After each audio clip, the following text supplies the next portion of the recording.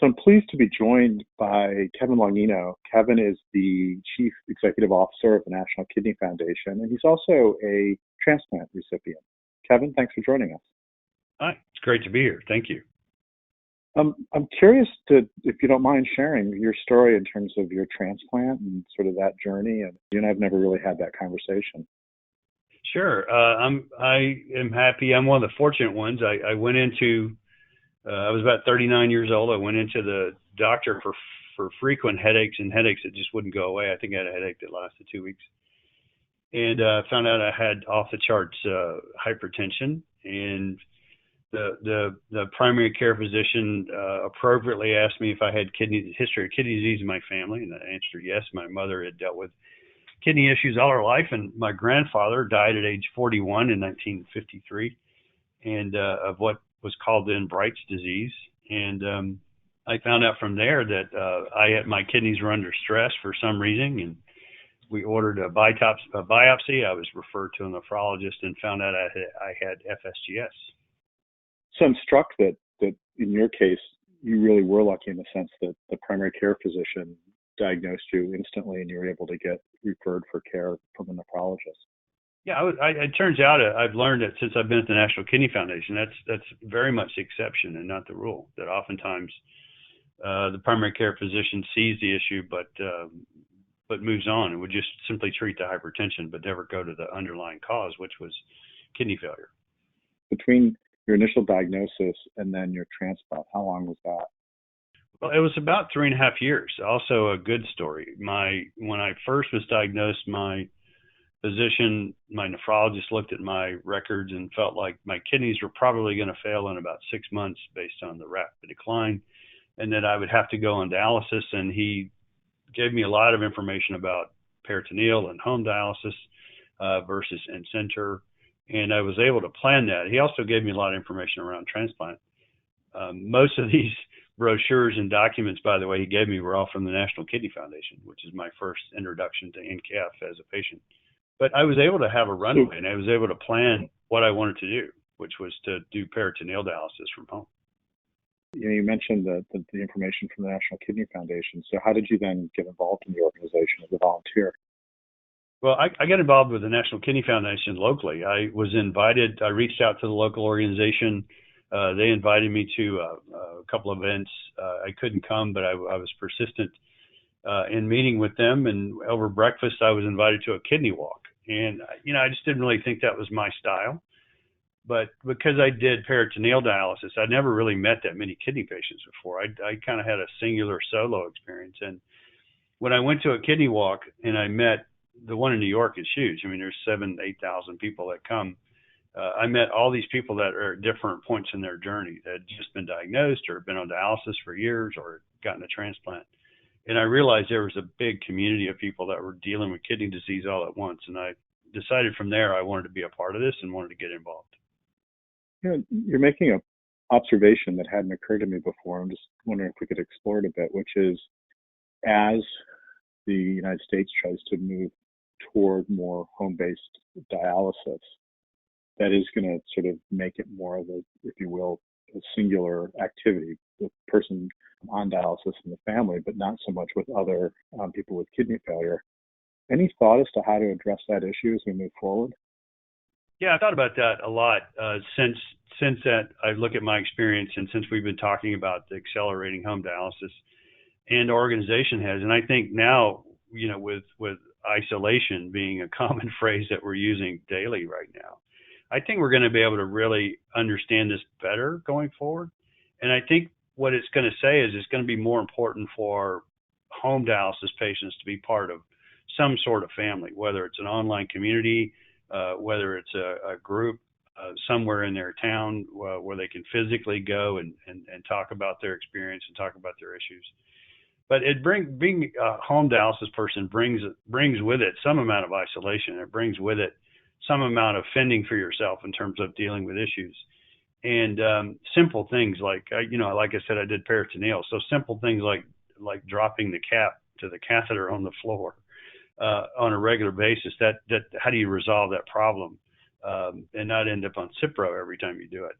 Those kinds of things people need some kind of community to help them work through. You may not always get that from your local sponsored dialysis center. You mentioned the current situation and all of us, or many of us being, if you will, quarantined in our homes. I'm just sort of curious, as you're someone with a kidney transplant, what this experience has been like for you. The work from home experience for me has been interesting. It's not always good, but I've adapted fairly quickly. I think one of the first things I had to adjust to was just simply not going anywhere. I mean, I go out for walks 2 or 3 times a day just to keep moving and not go stir crazy. But I think it's odd to me to not go to a store, to not go to a gas station, to not even get in my car and drive anywhere. That's been somewhat odd to me. I mean, in my household, I tend to do all the shopping. I tend to like to do all the shopping and like to run those sorts of errands. And I think I last day I was in the office was March 9th. I had just come back from a weekend conference in Phoenix, and I came back and decided no more. And I had a quick run to the grocery store that made me nervous a little bit, and a quick run somewhere else maybe the day or second day of working from home, and I just decided it's not worth it, and that I can just have whatever I need delivered, and if I can't have it delivered, I'll just have to do without. So far, it's not been a problem from getting supplies or getting things home. I live in an area where there's lots of delivery, but I think that's been interesting. I've been doing a lot of Zoom calls with friends after hours and on the weekends just to get some kind of social contact going. My wife's the same way. She's an executive of a tech company, and she normally travels internationally, and she was so concerned about bringing home the virus to me, given it's undetectable and there's not enough tests around, that she's isolated as well. And so it's been interesting spending a month or 6 weeks. Apparently she still likes me because she hasn't made any filings. But I think it's been odd to be locked in, if you will, and not have social contact. And I think as a manager, I'm a walking around manager. I'm a 1-minute manager. I like to walk down the hall, chat for a second, let the creativity happen spontaneously, whiteboard a few things and move on. And that's been very difficult. Everything has to be scheduled. And I think we've lost some spontaneity in some of the things that we've done, at least from my perspective. So that's been an adjustment. Yeah, that's the piece I haven't been able to figure out how to replicate is the hallway conversation and the, hey, I've been wanting to run something by you. What do you think of this? Which then leads to a separate conversation and then sometimes a really good idea. And I don't know how you replicate that through, GoToMeeting or Zoom or conference calls, or there's just not a natural way to do it. Certainly not by email. Certainly not by email. Certainly not by scheduling. I think more and more my staff and I are having, sending a text message and say, can you talk right now? And as much as possible, I try to honor that because I do miss the hallway conversations. I do miss the spontaneity. I do miss just the kind of the freedom you have with just brainstorming an idea around the coffee machine. I think those things are somehow we're going to have to figure out how to replace it. I think that's a big part of the office dynamic that we're not really catching. So in terms of the National Kidney Foundation's response to COVID-19, my sense is there's 2 major pathways. One is around education and providing educational material for people with kidney diseases, kidney failure, and kidney transplants. And then the other pathway is in the policy arena and addressing the myriad policy issues that have come up both on the legislative side, but particularly on the regulatory side. And obviously ASN and NCAF work closely there with other members of with each other, but also with other members of the kidney community. But I'd like to focus a little bit on that patient education material. If you could just describe those for us. Sure. When all this was announced and suddenly cities and states were canceling events and requesting people to stay home and work from home, we're already monitoring the phone calls we get on our NCAF Cares line. We were looking at the kinds of emails we're getting. We're looking at our web traffic. And we're realizing that people were really operating from a level of fear, and that if we were going to be effective at any kind of patient education, particularly kidney disease and COVID-19 and what that meant, or transplant and COVID-19, that we needed to really give people educational materials in small bites. So we call it micro learning. It's not our term. It's just it's an educational term. But we started breaking down a lot of things to very small bite-sized pieces that are in the form of a question, and we changed our whole social media campaigns and presence to really ask these very specific questions and let people try to self-identify that this is a question they need to know. And then secondarily, we put together a very common, at one place microsite around kidney disease and COVID-19 and what you should know as a way to, one, for us to curate information in a way, both materials coming from us, but also from the CDC and ASN and other organizations, to have a good landing place for it. I think it would give us a better way to measure the effectiveness of the materials, measure click-throughs, measure the usage rates, and have everything in one spot and really do improved search engine optimization. So we kind of did those two things. We really looked at the content, how to better improve the content, but also then how to put it in a place where it's not spread all over our site, but let us measure how effective we're being. So far so good. It seems to be working, and the feedback we're getting quite good. So what information has gotten the most traffic, or what are some of the sort of highlights in terms of traffic and click-throughs? Well, it's kind of gone through an arc. Originally, it was most of the traffic was questions around from, say, a dialysis patient would say, well, my city has told me I can't leave my house, but I have to go to in-center dialysis. What do I do? How do I stay safe? I use public transportation. How do I deal with public transportation to my dialysis center? Or if I take a taxi service, or I use some other service, how do I stay safe? And because there's fear of being with a driver, someone you don't know. There's fear of being with other people using managed transit. So we gave advice and tips on that.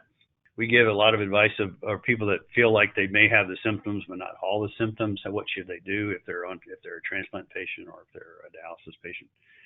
And then the other thing that as you know, diet is very important to kidney patients. And so a lot of kidney patients were worried about, how do I keep a kidney-friendly diet going while in isolation, but only having access to certain things that are shelf-friendly, like rice and lentils and beans and things that sometimes are high in phosphorus or high in potassium. So really trying to optimize a kidney-friendly diet for food that's may only be available because everything else is bought out, or because it's shelf space or shelf life friendly is difficult. So we've been looking at recipes and advice to help people manage their diets and continue to stay healthy during their isolation periods. What are your plans moving forward in terms of, as you think about educating patients through sort of this part of the crisis and pandemic, and then as we think about the summer, fall into next year? I'm just sort of curious as to what you're as you're outlining your agenda, what it looks like. Well, I think we're really trying to pay attention to what's working and what's helping people change their behavior. We're looking at doing a lot of surveys going forward to see what else we could be doing or see what we need to continue to do. But having really good interaction with patients on an ongoing basis instead of kind of a one-to-many push strategy, but having an interactive strategy with patients is real important. I think, a lot of people are a little nervous about the idea of going back to work and what questions should they be asking their workspace, or even what requirements should they be insisting on in their workspace once things get back to somewhat whatever the new normal is going to be. So I think we're going to be looking at workspace safety, workplace safety. We're going to give people advice on what to ask for from their HR departments or any other sort of department that's responsible for keeping them safe and secure and productive in their job. So I mentioned that in addition to the patient education efforts, you've been doing a lot related to policy and advocacy and focusing on both the legislative and regulatory branches. And one of the points you made earlier too has been how involved the states have been in driving a lot of the response to COVID-19. And one of the issues that's emerged is the variance among states in terms of what I'll say is rationing of care, and the fact that if there's a shortage of ventilators in some states, people with end-stage kidney disease or kidney failure would not be eligible for ventilators. And I'm just curious as to how NKF has approached addressing that issue? Well, first and foremost, everything that we look at, we believe that all decisions need to be a shared decision-making process between a patient and their physicians, and not something that's kind of mandated by a system, whether it's a governmental system or whether it's a state level system or a policy decision. And so that's kind of always our filter. But in this crisis in particular, when we started seeing some of the states make these blanket policy decisions, the first thing we did was start getting with our local offices, start looking at our grassroots volunteers that we had in that state and the contacts we had in that state, in departments of health, in the governor's office, or in the state legislature, and really started working a campaign to make people aware that this was actually going on. And what we found is people really didn't understand completely that in many cases this was a choice that was being made. We believe that if you're going to look, we know there's going to be some very difficult decisions to be made when you have a scarce material like a ventilator, and yet you've got some hard decisions to make about who's going to have access to that or not. We understand that, but we think that decision ought to be made locally and not before somebody actually arrives in the hospital and arrives and presents. And so we've really been trying to activate our grassroots campaign and our grass tops influencers at a state level. And we've written some very pointed letters to different hospital system groups and other organizations to really highlight this issue and highlight our displeasure with it. So I know you're a photographer. I'm just curious, what makes a great shot? Wow, that's a big question. I think what makes a great shot, I think there's a couple of things. One, particularly if you're talking about editorial style photography, the things we're most familiar with, newspaper, National Geographic, things like that. I think the photographer has to decide, do they want to be an observer or do they want to be a participant? Do they want to be in the mix and from the perspective of someone that's doing the event, or do they want to be standing off to the side and saying, these are the facts, here's what I witnessed, here's what I saw. And I think having a conscious decision about that lets you have a more effective photograph for the audience and for the message that you're trying to communicate. I think when I think about what we do in terms of advocacy, I think it's no different. I think as an organization, we can sit back and say, well, this is what we observed happening, and here are the facts, and here's what makes sense, and here's what's working, and here's what's not working, and we can present that, or we can get in and mix it up and say, this is what patients feel, this is what patients see, this is what patients are, and we can paint a picture of kidney disease from that directive. I don't know if this was the angle you were looking for, but this is how I view the photography and what makes a good photograph versus what makes a good advocate and what makes a good patient advocate. Well, Kevin, thanks for joining us. You're a patient, you're a patient advocate, you're also a leader of one of the most important organizations in our community. Obviously, ASN really enjoys its relationship and partnership with NKF. I enjoy working with you personally, and my hope is we'll both be back in the office sometime soon. Well, thank you, Todd. I really also appreciate the work that we've been able to do with ASN. I think our work together on appropriations, our work together trying to advance the spirit and the intent of KidneyX, I think are coming together on these key issues around advancing American Kidney Health Initiative as well as the COVID-19 crisis. We've been effective, and I look forward to the deliverables and the ideas and actions that come out of all this. Well said. Thank you very much. Thanks for having me.